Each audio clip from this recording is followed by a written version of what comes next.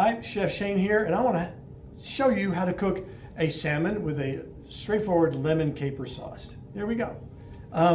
Right here I've got a piece of salmon. It's not king salmon. Now king salmon is the really, really beautiful orange salmon that we generally associate with, salmon.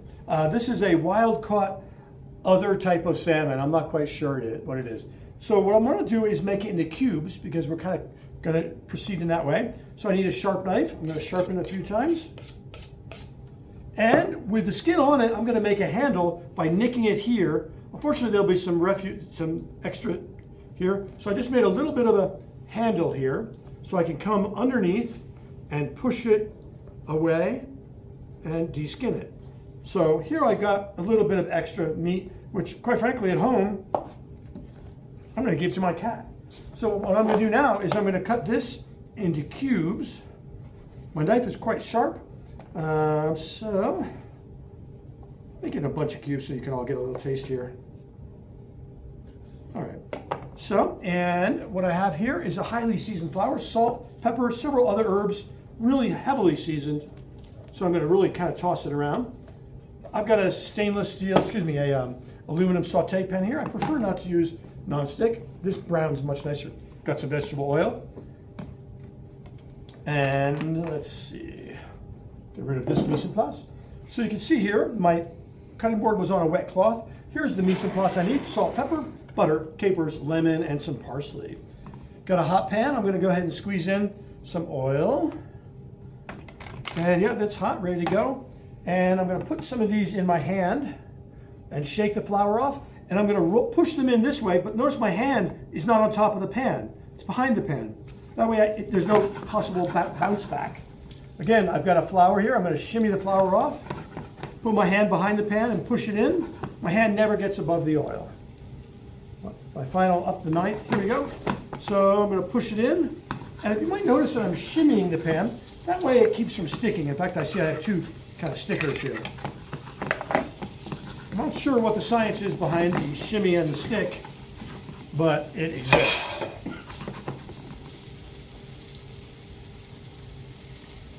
All right, so I'm kind of checking my mise en place here. I've got some tongs. I've got a spoon in case I need to stir. I've got a little strainer for squeezing my lemon into, because there's always a seed. And in my idea, if there's one seed in the dish, it's one seed too many, you don't really need it. So I'm about to flip this, but I'm going to take a look and see the brown. Yeah, we're getting some brown. I'm going to come right up to the lens. I don't know, maybe, can the camera see that? Yeah, so we're trying to brown it nicely.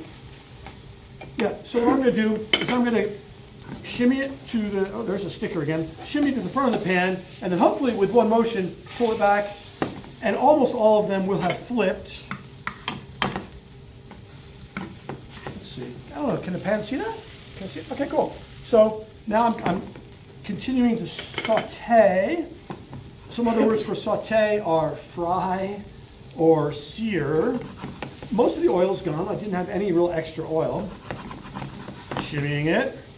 Now the fish is, some of the more slender pieces are certainly done by now. The thicker pieces are not done. Now in a professional kitchen, I might take this right now and put it in the oven and let it finish while I prepare my next pan for my next dish. That's just how it works.